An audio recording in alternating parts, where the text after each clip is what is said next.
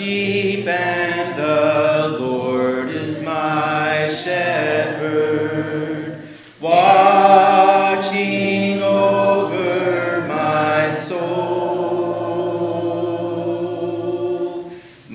soul to keep guarding over me ever, watching wherever I go. And when the winds blow, he is my shelter, and when I'm lost and alone, he rescues me. And when the lion comes, he is my victory, constantly watching over me. He is constantly watching over me. A Journey Through the Bible, Day 193 of 365, Monday, July the 12th, 2021. Today's reading, Isaiah chapter 8, verses 1 through 4, chapter 17, verses 1 through 14, 2 Chronicles chapter 28, verses 16 and 21, 2 Kings chapter 16, verses 7 through 9, and chapter 15, verse 29, 1 Chronicles chapter 5, verse 25 and 26, 2 Kings chapter 16, verses 10 through 20, 2 Chronicles chapter 28, verse 20 and 22 through 27, 2 Kings chapter 15, verses 30, 31, and chapter 17, verses 1 and 2, 2 Kings chapter 18, verses 1 through 3, and 5 and 6, 2 Chronicles chapter 29, verses 1 through 36. Damascus is to be judged. Damascus was the capital of Syria. Ahaz sets up pagan worship in Jerusalem. Hoshea, north, 9 evil years. Hezekiah, south, 29 good years. Isaiah chapter 8, verses 1 through 4. Then the Lord said to me, take a large tablet and write on it in common characters, belonging to Maher Shalal Hashbaz, and I will get reliable witnesses, Uriah the priest and Zechariah the son of Jeberechiah, to attest for me. And I went up to the prophetess, and she conceived and bore a son. Then the Lord said to me, call his name Maher Shalal Hashbaz, for before the boy knows how to cry, my father or my mother, the wealth of Damascus and the spoil of Samaria will be carried away before the king of Assyria. Isaiah chapter 17, verses 1 through 6. An oracle concerning Damascus. Behold, Damascus will cease to be a city, and will become a heap of ruins. The cities of Aroer are deserted.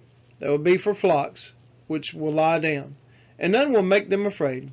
The fortress will disappear from Ephraim, and the kingdom from Damascus. And the remnant of Syria will be like the glory of the children of Israel, declares the Lord of hosts. And in that day the glory of Jacob will be brought low, and the fat of his flesh will grow lean. And it shall be as when the reaper gathers standing grain, and his arm harvests the ears, and as when one gleans the ears of grain of the valley of Rephaim.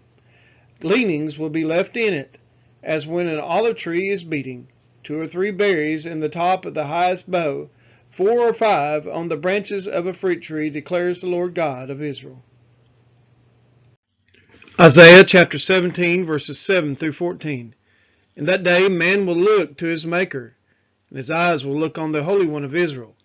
He will not look to the altars, the work of his hands, and he will not look on what his own fingers have made, either the Asherim or the altars of incense.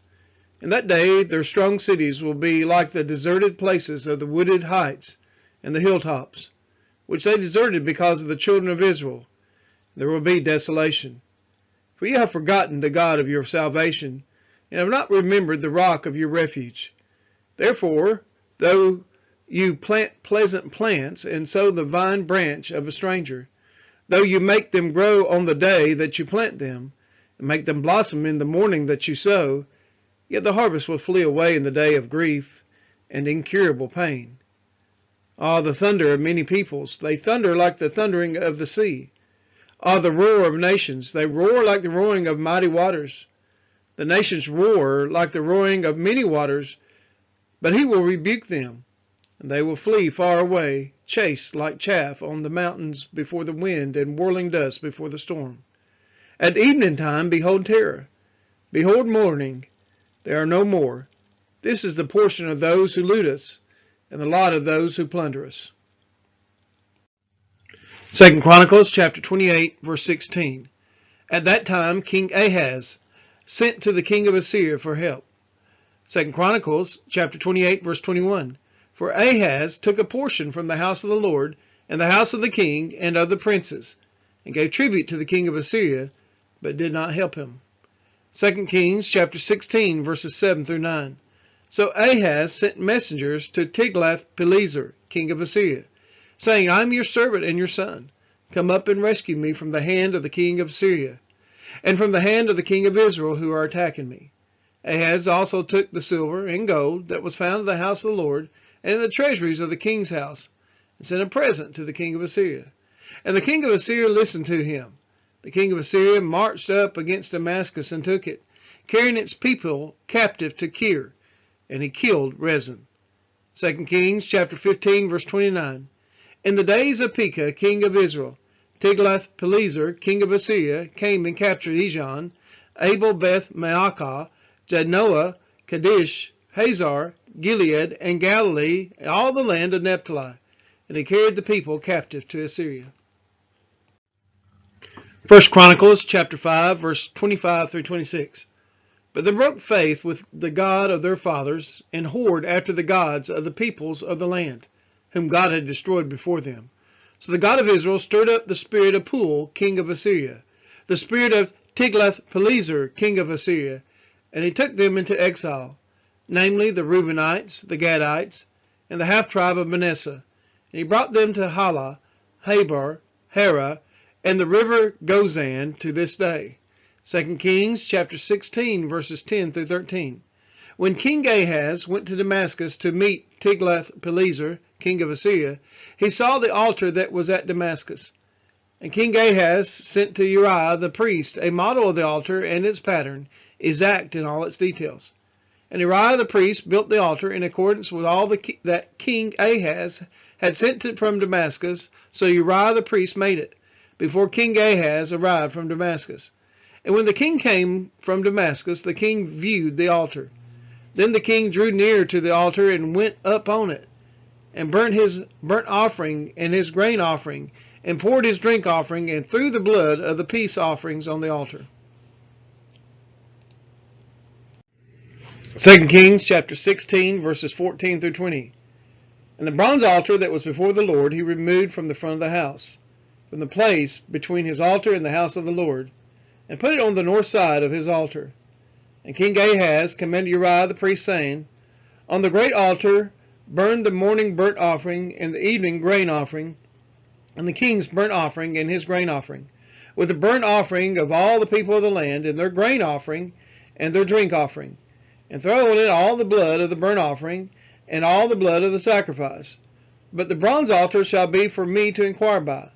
Uriah the priest did all this as King Ahaz commanded.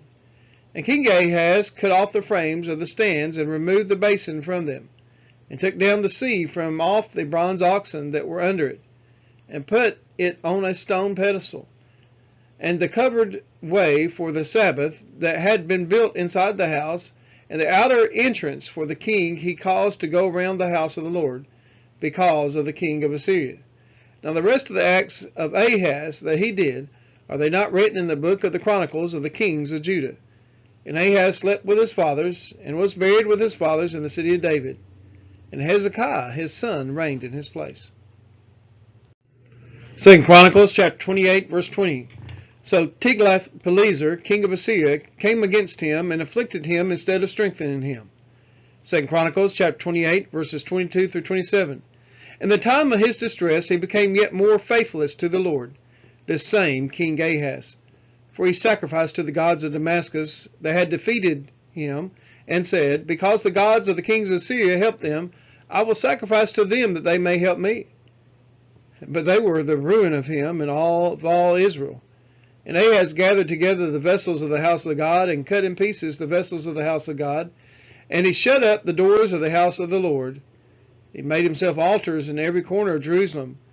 In every city of Judah he made high places to make offerings to other gods, provoking to anger the Lord, the God of his fathers.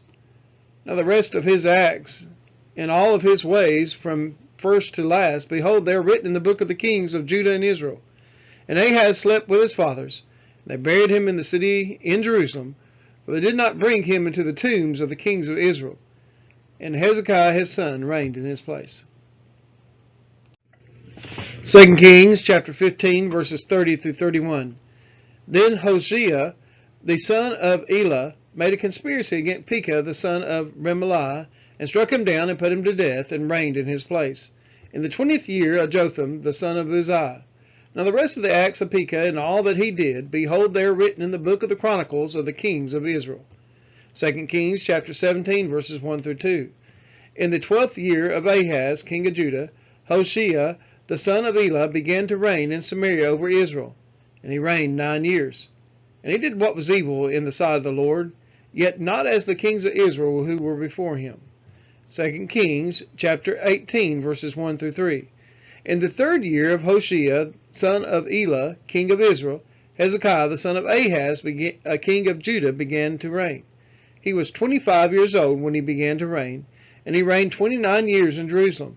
His mother's name was Abi, the daughter of Zechariah, and he did what was right in the eyes of the Lord, according to all that David his father had done.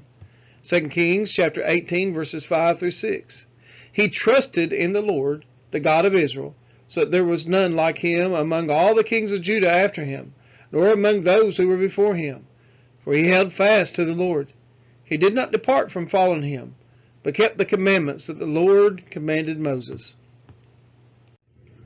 2 Chronicles chapter 29 verses 1 through 9. Hezekiah began to reign when he was 25 years old, and he reigned 29 years in Jerusalem. His mother's name was Abijah, the daughter of Zechariah, and he did what was right in the eyes of the Lord, according to all that David his father had done. In the 1st year of his reign, in the 1st month, he opened the doors of the house of the Lord and repaired them.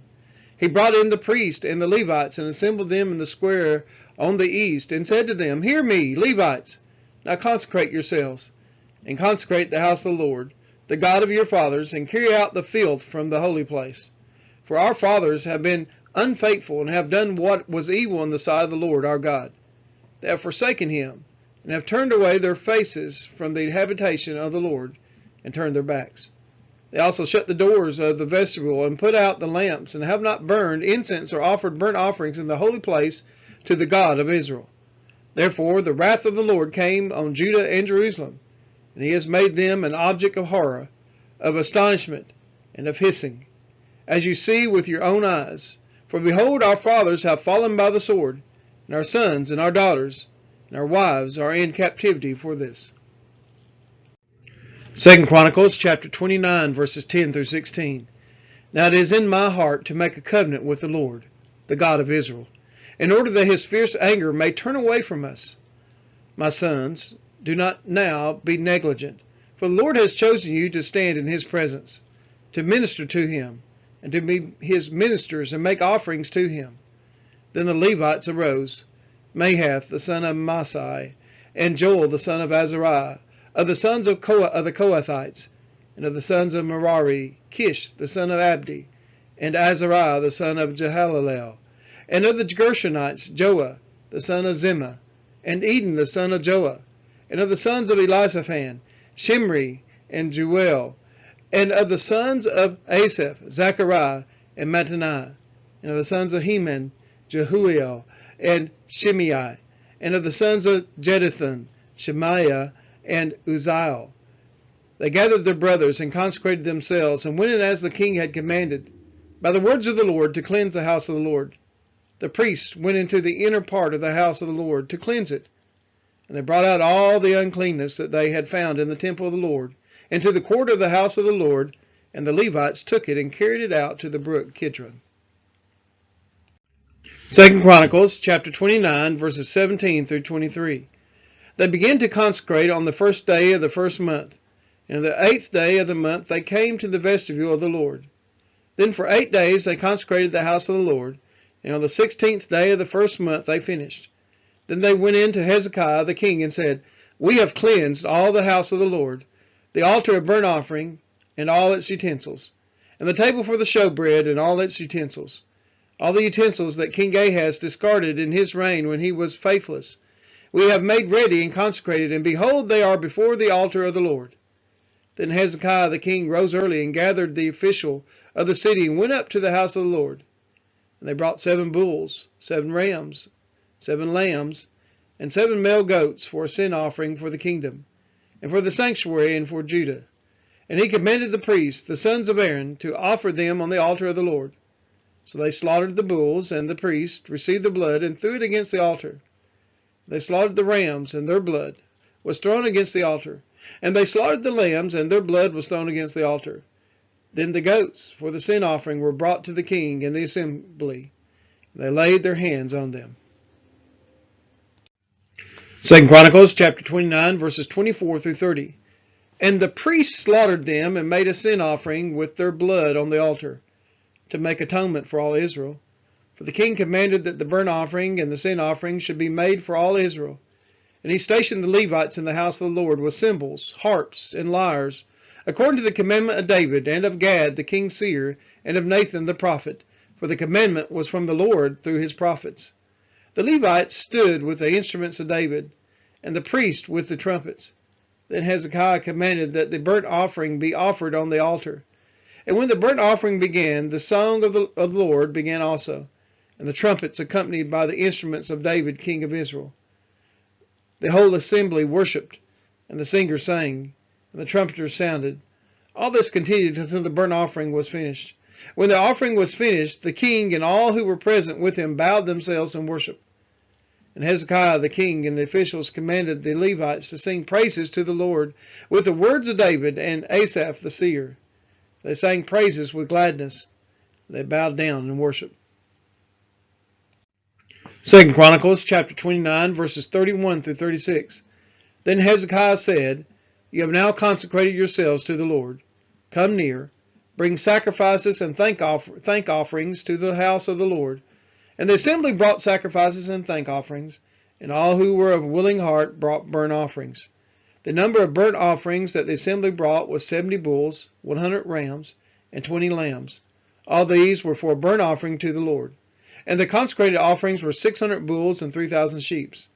But the priests were too few and could not flay all the burnt offerings. So until other priests had consecrated themselves, their brothers the Levites helped them, until the work was finished. For the Levites were more upright in heart than the priests in consecrating themselves. Besides the great number of burnt offerings, there was the fat of the peace offerings, and there were the drink offerings for the burnt offerings. Thus the service of the house of the Lord was restored. And Hezekiah and all the people rejoiced because God had prepared for the people, for the thing came about suddenly. We are his children, and he is our Father, watching over our soul. Great is his love for his sons and his daughters.